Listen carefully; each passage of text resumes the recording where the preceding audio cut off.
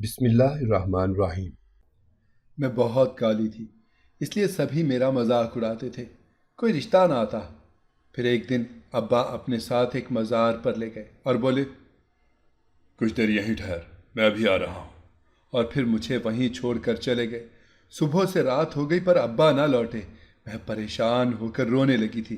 तब दो औरतें मेरे पास आकर मुझे तसल्ली देते हुए अपने साथ ले गईं। लेकिन मेरी टांगें कांपने लगीं जब सुनसान हिस्से में ले जाकर मुझ पर घूंघट डाल दिया और कहा, तेरा निकाह है। और फिर ज़बरदस्ती मेरा निकाह किसी के साथ पढ़वा दिया। मैंने जल्दी से घूंघट उठाया तो जान निकल गई कि मेरा निकाह तो। मेरा नाम शहजादी है। मैं सक्खर की रहने वाली हूँ। मेरी माँ ने मेरा नाम शहजादी रख तो दिया, लेकिन सब मेरा मजाक उड़ाते क्योंकि मैं काले रंग की थी। मेरी अम्मा और अब्बा का रंग गोरा था। सब खानदान वाले कहते मेरी माँ को कि कौसर किसका चेहरा देखती रही हो जो ऐसी बेटी पैदा की। मेरे ताया चचा की बेटियां सब गोरी चिट्टी थीं, लेकिन मैं काले रंग की थी। सभी मेरा मजाक उड़ाते, मुझे ताने देते। स्कूल जाना शुरू किया तो वहाँ भी टीचर्स मुझे काली काली कहकर पुकारती। मेरा दिल कट जाता। आज भी स्कूल में मेरी एक लड़की से लड़ाई हो गई। उसने कहा, तुम काली हो, तुम्हारी माँ किसी झोंपड़ी से उठा लाई है तुझे। मैं अफसुर्दा सी घर में दाखिल हुई। हमारा छोटा सा घर था जो अब्बा की टैक्सी से चलता था। मैं थकी थकी जब घर में दाखिल हुई तो मेरी अम्मा मुख्तसिर सहन में बैठी कपड़े धो रही थी। मैंने अम्मा से पूछा, अम्मा क्या पकाया है? वो शायद पहले ही गुस्से में तपी बैठी थी। कहने लगी, तुम्हारा बाप जितने पैसे देता है ना, शुक्र करो, एक वक्त की रोटी बन जाती है। खानी है तो जाकर खा लो। तुम्हारा बाप कोई लैंडलॉर्ड नहीं है जो कीमा बना कर रखती। मैं सुबह की रोटी बनी पड़ी है, आलू का सालन भी बना हुआ है, जाओ जाकर खा लो। मुझे बहुत रोना आया। मुझे सबसे ज्यादा रोना अम्मा के रवैये पर आ रहा था। मैंने भी कह दिया, नहीं खाने मुझे आलू, रोज आलू खा खा कर थक चुकी हूं, आप दाल ही बना लेती। किताबों का कपड़े से बना बैग जिसको मेरी अम्मा ने हाथ से सिलाई करके दिया था, बदतमीजी से फेंक दिया था, जिस पर मेरी अम्मा ने मुझे खा जाने वाली नजरों से देखा। मेरे पैदा होने के बाद मेरी अम्मा के यहाँ मजीद औलाद पैदा ना हो सकी। घर पर भी काली बुलाते और कभी मनहूस। जब तक दादा थे वो मेरी तरफदारी करते, कहते, अरे क्या हुआ रंग काला है, अल्लाह ने बेटी तो दी है ना। लेकिन उनके जाने के बाद हमारा 2 कमरों का मकान मजीद छोटा लगने लगा था। घर से एक रौनक ही खत्म हो गई थी। अब्बा भी रोज सुबह सुबह निकल जाते, रात को देर से घर लौटते। हमारे मोहल्ले में मेरी एक सहेली थी जिनके घर पर टीवी था। मैं उस वक्त छठी जमात में थी। वो रोज़ हमारे घर आती, हम गुड्डे गुड़िया की शादी करते। फिर मुझे टीवी ड्रामे देखने का शौक़ चढ़ गया और मैं रोज़ उनके घर जाने लगी। लेकिन उसकी अम्मा पहले घर का काम करवाती और जब मैं टीवी देखने बैठती तो वो कहती, सुबह आना बेटा, अब मेरे बेटे घर आने वाले हैं, उनका पसंदीदा ड्रामा लगता है ना, चलो निकलो जाओ शाबाश। और मेरा दिल ख़राब हो जाता। इसके बाद मैंने उनके घर जाना ही छोड़ दिया। हमारे मोहल्ले की नुक्कड़ पर एक छोटा सा मकान था जिसमें सिर्फ एक बूढ़ी सी औरत रहती। उसने छोटी सी किराने की दुकान खोल रखी थी। वो छड़ी के सहारे चलती थी। कभी मैं रोते हुए उसके पास से गुजरती तो वो मुझे टॉफ़ी या बिस्किट का पैकेट दे देती। मैं भी उनके पास बैठने लगी। वो वाहिद औरत थी जो मुझे मेरे नाम से पुकारती थी, शायद इसलिए कि वो बूढ़ी हो चुकी थी या फिर उसे ठीक से नज़र नहीं आता था। वो कहती, अरे जब मैं जवान थी ना तो बहुत हसीन हुआ करती थी। मेरे 2 बेटे थे। अल्लाह से बहुत दुआएं करती कि मुझे कभी बेटी मत देना, क्योंकि मुझे उसके नसीब से डर लगता है। खुद मेरा शौहर भी शराबी था, रोज़ शराब पी कर मुझे मारा करता था। मैं लोगों के घरों में काम करती, अपने बेटों को बहुत मुश्किल से पाला। जब काम धंधे पर लग गए तो उनकी शादियां कर दी। फिर मैं उनको बोझ लगने लगी और उन्होंने मुझे घर से निकाल दिया। तब सोचती थी, काश की बेटी होती तो वो मुझे संभाल तो लेती, मेरा ख्याल रखती। आज से 20 साल पहले इस मोहल्ले में आकर एक अपना छोटा सा मकान बना लिया, अपना गुजर बसर करने लगी थी। तुम भी मेरी बच्ची लोगों की बातों से परेशान ना हुआ करो। तुम देखना, तुम्हारी शादी किसी शहजादे से होगी जिसका बड़ा सा घर होगा, तुम्हें वो हर खुशी देगा। और मैं उनकी बातें एक कान से सुनती और दूसरे कान से उड़ा देती। घर आई तो आज भी अम्मा आलू अंडे बनाकर बैठी थी। अब्बा भी घर पर थे। मैंने सालन परे धकेल दिया। मुझे ऐसा खाना नहीं खाना, आप चावल ही बना लेती। अम्मा के बोलने से पहले अब्बा बोल पड़े। नाम शहजादी है तो इसका यह मतलब नहीं कि नखरे भी शहजादियों वाले करो। तुम माँ बेटी में जरा भी शर्म और शुक्रगुजारी नहीं है। अगर खाने को मिल ही गया तो संभाल कर आपे में रहकर खाया करो। अम्मा ने अब्बा की बात पर गुस्सा मुझ पर निकाल दिया और पूरी कुव्वत से कस कर थप्पड़ मारा। मैं पीछे को गिर गई और रोने लगी। अब्बा अस्तगफुरुल्लाह पढ़ते हुए खाना छोड़कर घर से निकल गए। अम्मा बिला वजह अब्बा का गुस्सा मुझ पर निकालती थी। आजकल अब्बा घर पर पैसे भी नहीं देते थे। अम्मा भी हर वक्त सर बांध कर लेटी रहती। उनके सर का दर्द नहीं जाता था। मैंने जब से होश संभाला था, रोज रोज की मार, मामूली बातों पर बेइज्जती मेरा मुकद्दर बन चुकी थी। मुझे धुतकार दिया जाता।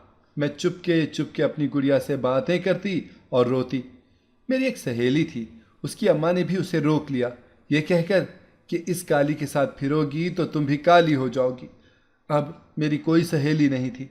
अम्मा भी सारा सारा दिन सर पकड़े बैठी रहती और हाय हाय करती रहती। अब्बा से कई बार अम्मा को डॉक्टर के पास ले जाने का कहती तो वो कहते कि अरे कुछ नहीं होगा इसे, सारे ड्रामे करती है, इतने से सर दर्द से कहीं मर नहीं जाएगी। अम्मा खुद से ही सर दर्द की गोलियां खाती रहती। अब अम्मा के बाल भी झड़ने लगे थे। 30 साल की उम्र में वो थकी हुई लगती। उनके चेहरे पर झुर्रियाँ गहरी होती जा रही थी। उनकी आंखें अंदर को धंसती जा रही थी। गहरे स्याह हल्के पड़ चुके थे। सारी सारी रात दर्द से तड़पती रहती। अब तो अब्बा भी कई कई दिन घर ना आते। मेरा कोई ननिहाल भी नहीं था जिसके पास अम्मा को ले जाती। और एक दिन अम्मा ने मुझसे कहा, अगर मैं मर जाऊँ ना तो मेरी अच्छी बेटी बनकर रहना, कभी अपने बाप के सामने बोलना मत। तुम्हारे बाप ने दूसरी शादी कर रखी है, इसमें उनके 2 बच्चे हैं। मैं अच्छे से जानती हूँ बेटा तुम्हारे बाप को, हम माँ बेटी क्यों बर्दाश्त नहीं उसे। लेकिन तुम कभी इस घर को छोड़कर मत जाना, यहीं पड़ी रहना। दुनिया बहुत जालिम है मेरी बेटी, अगर इस घर से निकली ना तो बाहर की दुनिया तुझे नोच डालेगी। अम्मा मुझे सीने से लगाए रोती रहीं और कहती रहीं, मेरी बच्ची, मैं तुझे कभी कोई खुशी नहीं दे सकी, तुम्हारी पसंद का खाना एक भी दिन नहीं बना सकी, लेकिन तुम्हारी पसंद के हेयर क्लिप मैंने ख़रीद लिए थे। मेरी बेटी के बाल लंबे हैं, बहुत अच्छी लगेगी तुम पर वो हेयर क्लिप। मैं सब बातें भूलकर अम्मा से हेयर क्लिप मांगने लगी। अम्मा को सहारा दिया और बेड के नीचे से एक संदूक निकाल कर अम्मा ने मुझे हेयर क्लिप दिया। अम्मा वही पुराने ज़माने के बेड पर लेट गई जिसको रस्सियों से जोड़ कर बनाया गया था और एक मोटा सा गद्दा बेड पर डाला गया था। मैं अपने बालों में हेयर क्लिप लगाने लगी और भाग कर अम्मा को दिखाया। अम्मा देखो कैसा लग रहा है। वो मुझे देखे जा रही थी, लेकिन अम्मा की आंखें साकत थीं। मैं अपनी माँ का कंधा हिलाने लगी, पर वो आंखें नहीं झपक रही थी। मैं भाग कर हमसायों के घर गई। वहाँ से खाला मजीदा और उनका शौहर भागते हुए आए। अम्मा के मुंह पर पानी लगाया, छींटे मारे। इतने में उनका बेटा डॉक्टर को ले आया और डॉक्टर ने बताया कि उनकी तो मौत हो चुकी है। मैं खाला के गले लगकर रोती रही। मेरा बाप तब आया जब अम्मा का जनाजा हो चुका था। उनके चेहरे पर दुख की कोई रमक तक नहीं थी। मेरी माँ को गए 3 दिन हो गए थे जब अब्बा एक सांवले रंग की औरत और 2 बच्चों को घर ले आए और बोले, ये तुम्हारी माँ है, आज से यहीं अपने घर में रहेंगी। अब्बा ने ना जाने कब से शादी कर रखी थी। उनकी बेटी मेरी ही हम उम्र थी। वो गोरी चिट्टी थी और उसका 7 साला एक भाई भी था। मेरी माँ को ना जाने कौन सा दुख आ गया जो उनकी मौत हो गई। मैं अब्बा को ही कसूरवार समझती थी। उस औरत को आए 2 दिन हो गए। मुझे कहती, अरे कब तक माँ का शौक मनाओगी, चलो घर के काम करो। मुझे तो अम्मा कभी घर के काम नहीं करने देती थी। जब से अम्मा फौत हुई मैं स्कूल भी नहीं गई थी। मेरा स्कूल बंद कर दिया और मेरी दूसरी माँ मुझे घर के कामों पर मारने लगी। उसकी देखा देखी मेरी सौतेली बहन भी मुझे काली बोलती और हुक्म चलाती। अब्बा रोज़ शाम को फलों से भरा शॉपर लेकर आते। हमारे घर में गोश्त भी बनने लगा, चावल भी पकने लगे। मेरी अम्मा के होते कभी हमारे घर में एक फल भी नहीं आया था। अब्बा हमेशा कहते, वो काम अच्छा नहीं चल रहा, कहाँ से ला कर दूं तुम्हें? और इसी घर में अब वो सब कुछ आ रहा था।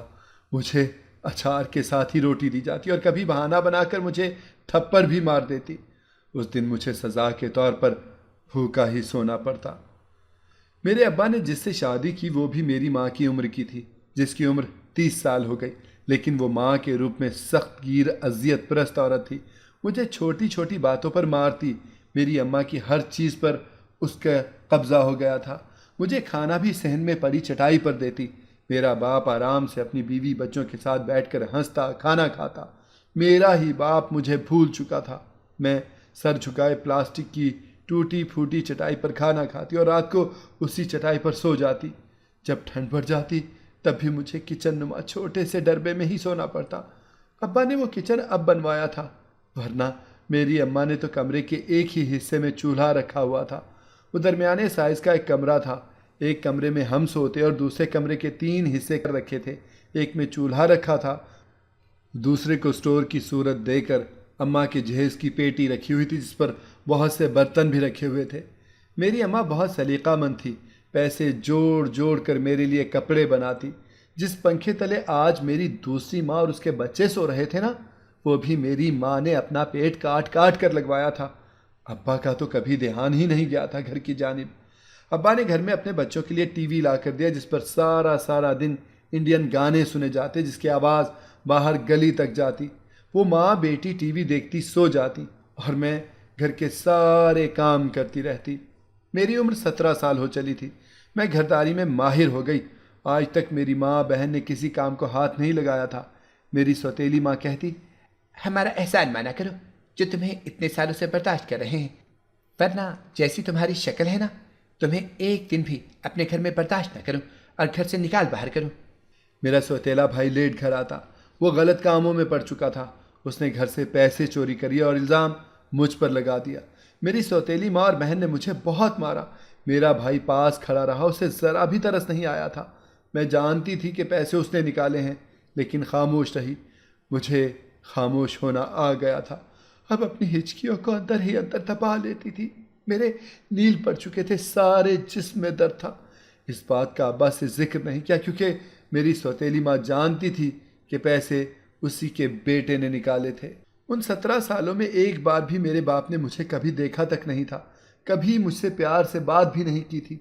मैंने अपना बचपन सिर्फ 7 साल जिया था, जब तक मेरी माँ जिंदा थी। जब मेरी सौतेली माँ आई, मेरा बचपन भी छिन गया। मैं एक मुलाजमा बनकर रह गई। एक बूढ़ी औरत थी जिसकी दुकान थी, वो भी पिछले साल अल्लाह को प्यारी हो गई।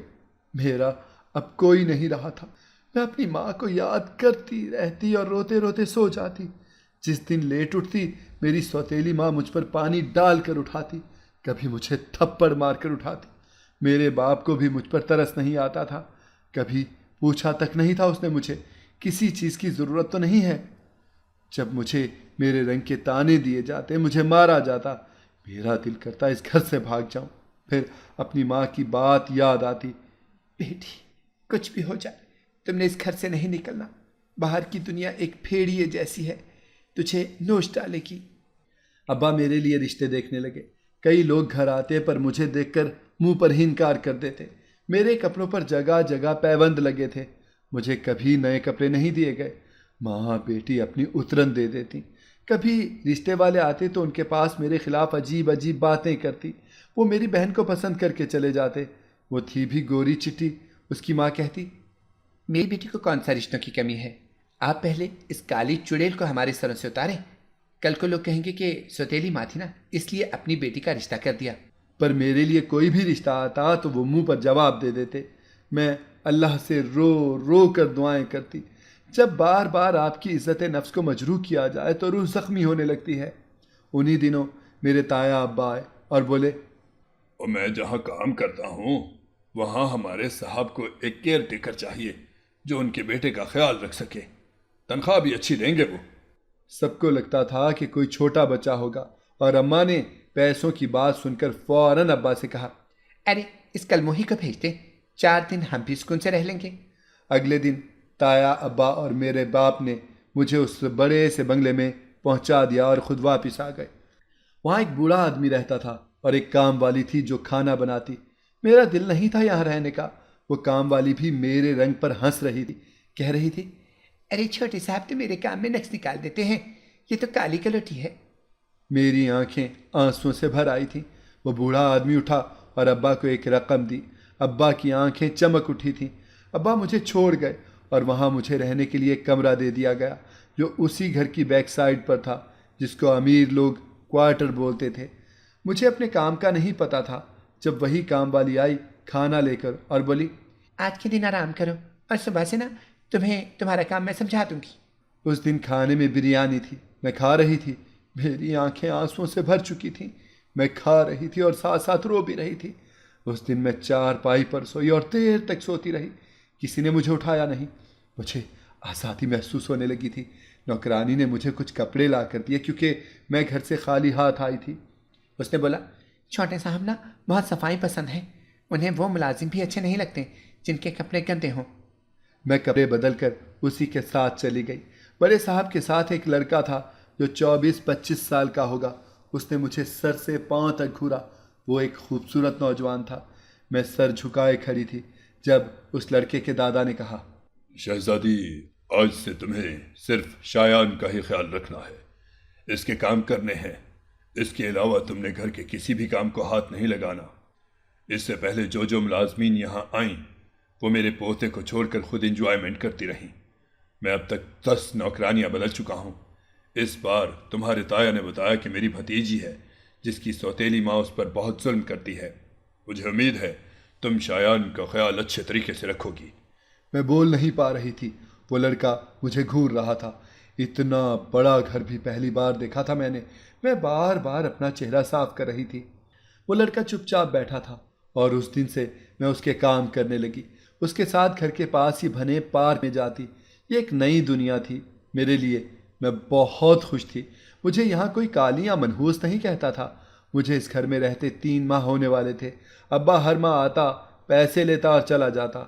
एक बार मुझसे ना मिला, ना ही मैं वापस जाना चाहती थी। शायान अब मेरे हाथ का बना खाना खाता। उसका हर काम मैं करती। उससे जब कोई काम होता मुझे आवाज़ें देता। वो गुस्से का बहुत तेज था। कभी कभी चीज़ें उठा उठा कर फेंकने लगता। एक दिन कुछ लोग उसके रिश्ते के लिए आए, लेकिन वो भी मेरी तरह ये कहकर ठुकरा दिया जाता कि टांगों से माजूर इंसान के साथ किसी की बेटी अपनी पूरी ज़िंदगी बसर नहीं कर सकती। शायान के दादा अबू बहुत परेशान रहते। उनका इकलौता वारिस था। शायान और उसके माँ बाप एक ही गाड़ी में अपने बाप के घर आ रहे थे। रास्ते में उनका बहुत बुरा एक्सीडेंट हो गया। सबको लगता था कि अब कोई नहीं बचेगा, लेकिन शायान बच गया। पर वो अपनी टांगें खो चुका था। उसके दादा पानी की तरह पैसा बहा रहे थे। शायान कई साल तो बोल ही नहीं सका था। अब बोलने तो लगा है, पर हद से ज़्यादा चिड़चिड़ा हो चुका था। जिस लड़की से शायान की मंगनी हुई थी वो भी ये कहकर छोड़ गई कि माजूर इंसान के साथ मैं अपनी ज़िंदगी नहीं गुजार सकती।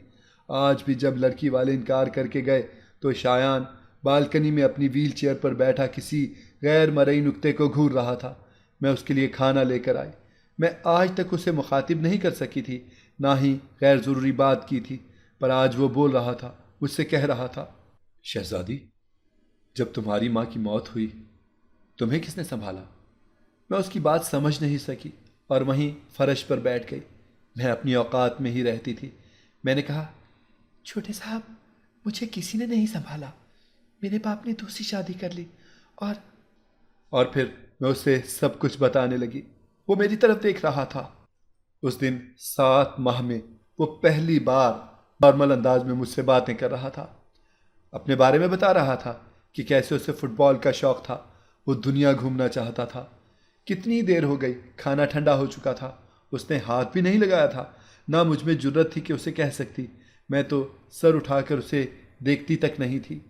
शायान के दादा कमरे में आए तो उसे मुस्कुराते देखकर आगे बढ़कर उसका माथा चूमा, उसका हाल अहवाल पूछा। मैं भी कमरे से बाहर आ गई, जहाँ मेरा बाप मेरी बहन की शादी के लिए पैसे लेने आया था। मुझे देखकर किसी खुशी का इजहार नहीं किया। चाय पी और पैसे लेकर चला गया। मेरी सौतेली बहन किसी लड़के को पसंद करती थी। अब उसी से शादी करने वाली थी, लेकिन लड़के वालों ने जहेज़ की लंबी लिस्ट अब्बा के हाथ में थमा दी। अब्बा एक बेटी का घर बसाने के लिए दूसरी बेटी पर कर्ज बढ़ा रहा था। शायद वो चाहता था कि मैं यही एक नौकरानी बनकर रहूं, यहाँ से कभी निकल ना सकूं। मुझे मेरी बहन की शादी पर भी नहीं बुलाया गया और ना ही बताया गया। मैं यहाँ से जाना भी नहीं चाहती थी। मेरी शादी नहीं होती तो क्या हुआ, कम से कम यहाँ मैं सुकून का सांस तो ले रही हूँ। मैं शायान की व्हीलचेयर धकेल कर जा रही थी जब मुझे ठोकर लगी और मैं गिर गई, लेकिन सड़क ढलवान की मानिंद थी। जैसे ही मैं नीचे गिरी, व्हीलचेयर तेज़ी से नीचे जाने लगी। मैंने अपने जख्म की परवाह नहीं की और उसके पीछे पीछे भागी, पर तब तक शायान गिर चुका था। मेरे पाँव से खून निकल रहा था। मैं शायान को उठा नहीं पा रही थी, लेकिन वो मुस्कुरा रहा था और उसकी मुस्कुराहट में एक दर्द की असियत छुपी थी। कभी कभी मुझे उस पर बहुत तरस आता। एक खूबसूरत इंसान कैसे इतनी तकलीफ में है। कितना मुश्किल होता है खुद को किसी ऐसे रूप में बर्दाश्त करना जिससे लोग खार खाते हों। मेरा रंग काला था पर मेरी टांगें सलामत थी। अल्लाह का शुक्र अदा करती, कम से कम मैं किसी की मोहताज तो नहीं थी। जब से शायान को देखा था मुझे खुद की कदर हो गई थी। मेरे हाथ पैर सलामत थे और शायान, उसके पास तो सब कुछ था, लेकिन दुनिया देखने के लिए टांगें नहीं थी। वो अपनी मर्जी से कहीं आ जा नहीं सकता था। उसे हर वक्त किसी के सहारे की ज़रूरत थी। शायान के दादा ने जब शायान के बाजू पर चोट लगी देखी तो मुझे बहुत बातें सुनाई। मैं सर झुकाए सुनती रही। वो मुझे कह रहे थे, अरे तुम्हारे पाँव में चोट लगी थी, हाथों पर तो नहीं ना? अगर मेरे पोते को कुछ हो जाता तो मैं तुम्हें जान से मार डालता। मेरा सर मजीद झुकता जा रहा था। मुझे नौकरी से निकाल दिया गया और अब्बा मुझे लेने आ गया। अब्बा को कुछ नहीं बताया, ये भी इन बड़े लोगों का एहसान था। अब्बा पूछते रहे, इतने साल के बाद क्या ऐसा हुआ जो उन लोगों ने तुम्हें छुट्टी करा दी? मैंने कह दिया, बड़े साहब ने अपने पोते के लिए एक लड़का रख लिया है, अब वो इसकी देखभाल अच्छे से करेगा। मैं तो बस छोटे साहब के छोटे मोटे काम करती थी। घर आकर मेरा दिल नहीं लग रहा था। शायद उस माहौल की आदी हो चुकी थी। मेरी सौतेली माँ का आज भी वही रवैया था। मेरी बहन शादी के दूसरे दिन घर आकर बैठ गई थी क्योंकि उसके शौहर को मोटरसाइकिल चाहिए थी। मुझे वापिस आए 3 माह हो चुके थे जब एक दिन अब्बा अपने साथ एक मज़ार पर ले गए और बोले, कुछ देर यहीं ठहर, मैं आ रहा हूँ। और फिर मुझे वहीं छोड़कर चले गए। सुबह से रात हो गई पर अब्बा नहीं आया था। मेरे लिए जो रिश्ता आता वो किसी तलाक याफ्ता या किसी बूढ़े इंसान का होता। अब तो सब घर वाले मुझसे तंग आ चुके थे। मैं अपनी सोचों में थी जब 2 औरतें मेरे पास आकर मुझे तसल्ली देते हुए अपने साथ ले गईं। लेकिन मेरी टांगें कांपने लगी जब सुनसान हिस्से में ले जाकर मुझ पर घूंघट डाल दिया गया और कहा, तेरा निकाह है। और फिर ज़बरदस्ती मेरा निकाह किसी से परवा दिया। मैंने घूंघट उठाया तो जान निकल गई कि मेरा निकाह तो शायान से हो गया था जिसके घर मैं काम करती थी। शायान ने बताया, मुझे पता नहीं था। जब दादाबू ने तुम्हें निकाल दिया था ना, तो कई माह मैं उनसे ज़िद करता रहा और वो टालते रहे। मेरी इस ज़िद को दादाबू ने नया रंग दे दिया कि मैं तुम्हें इंटरेस्टेड हूँ। तुम्हारा बाप तुम्हें किसी के हाथ बेचने जा रहा था, लेकिन इससे पहले मैंने मुंह मांगी कीमत उन्हें दे दी। मैं कुदरत के फैसले पर आंसू बहा रही थी। शायान ने कहा, यह मत समझना कि मैंने अपनी माजूरी का फ़ायदा उठाया है, पर मुझे लगा कि हम दोनों को बस एक दूसरे की सहारे की ज़रूरत है। इसी वजह से निकाह किया ताकि अब कोई हम पर उंगली ना उठा सके। मैं शायान की व्हीलचेयर को धकेलने लगी और उस दिन हम दोनों दिल से मुस्कुरा रहे थे। अगर आपको हमारी कहानी पसंद आई है तो हमारे चैनल को सब्सक्राइब करें, लाइक करें, शेयर करें और बेल आइकॉन प्रेस करना ना भूलिएगा ताकि हमारी हर आने वाली वीडियो आपको बर वक्त मिल सके।